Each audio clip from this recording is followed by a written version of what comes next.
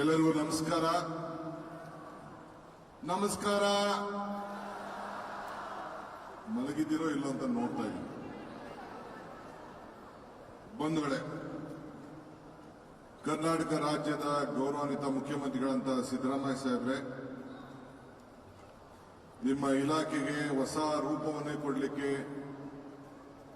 ಪ್ರಯತ್ನವನ್ನ ಮಾಡ್ತಾ ಇದ್ದಂತ ನನ್ನ ಸಹೋದ್ಯೋಗಿ ಲಕ್ಷ್ಮೀ ಹೆಬ್ಬಾಳ್ಕರ್ ಅವರೇ,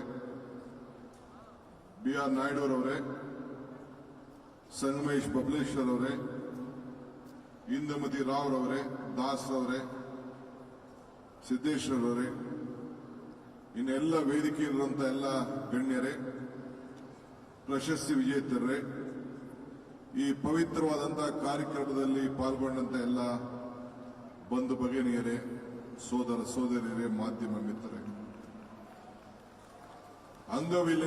ಅಂಗವಿಕಲತೆ ವರವೂ ಅಲ್ಲ, ಶಾಪವೂ ಅಲ್ಲ. ನಿಮಗೆ ದೇವರು ಕೊಟ್ಟಿರುವಂತಹ ಜೀವನದ ಒಂದು ಪರೀಕ್ಷೆ ಅಂತೇಳಿ ನಾನು ಭಾವಿಸಿಕೊಂಡಿದ್ದೇನೆ. ಅದಕ್ಕೆ ನಿಮ್ಮನ್ನ ನಮ್ಮ ಮಂತ್ರಿಗಳು ದೇವರ ಮಕ್ಕಳು ಅಂತ ಹೇಳಿ ಲಕ್ಷ್ಮೀ ಹೆಬ್ಬಾಳ್ಕರ್ ಅವರು ಕರೆದದನ್ನು ನಾನು ಗಮನಿಸಿದ್ದೇನೆ. ನಿಮ್ಮೆಲ್ಲರೂ ಕೂಡ ಗಣಪತಿಯೇ ಸ್ಫೂರ್ತಿ. ಆನೆ ತಲೆ, ಒಂದು ದಂತ ಮುರಿದ ಜೊಳ್ಳೆ ಹೊಟ್ಟೆ, ಎಲ್ಲದಕ್ಕೂ ಕೂಡ ವಿಘ್ನವನ್ನ ನಿವಾರಣೆ ಮಾಡಂತ ನಾಯಕ ವಿನಾಯಕ.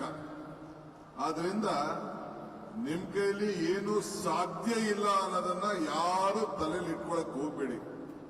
ನಾನು ಅವನಿಗೆ ಇವತ್ತು ಬಹಳ ದೊಡ್ಡ ಬೇರೆ ಬೇರೆ ನನ್ನ